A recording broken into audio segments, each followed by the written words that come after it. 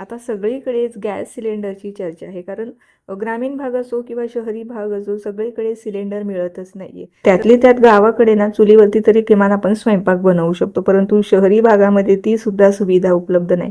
तर त्यासाठीच ना आज आपण हे अगारोचं मल्टी कुकिंग केटल इथे घेऊ शकतो. कमीत कमी यामध्ये आपण छान असं वाफवू शकतो, काही शिजवू शकतो. यात तुम्ही डाळ किंवा भात बनवायचं असेल, चहा बनवायचा असेल, केक बनवायचा असेल किंवा इडली वाफवायची असेल तर ती सुद्धा आरामात तुम्ही वाफवू शकता. यामध्ये मी इडली बॅटर टाकलेलं आहे आणि अगदी काही मिनिटांमध्ये आपली इडली छान अशी वाफली जाते.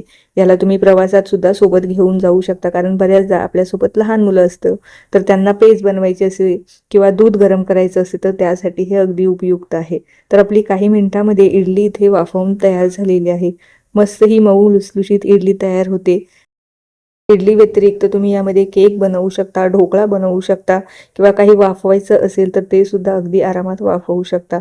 तर मी फक्त यामध्ये तुम्हाला इडली बनवून दाखवली. तुम्ही वेगवेगळे प्रकार यामध्ये वाफवू शकता. मस्त ही आपली इथे इडली तयार झालेली आहे. वरतून थोडंसं साजूक तूप आणि वरतून थोडीशी ही पोळी चटणी यामध्ये टाकलेली आहे. अतिशय साधी सिंपल इडली ही खायला खूप छान लागते.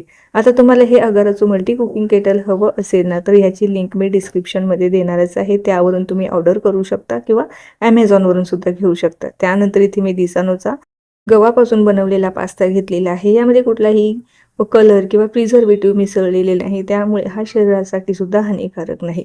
आता हे दोन्हीही तुम्हाला हवे असेल ना, लिंक तर मी डिस्क्रिप्शनमध्ये देणारच आहे. तसेच तुम्ही हे ॲमेझॉनवरून सुद्धा ऑर्डर करू शकता.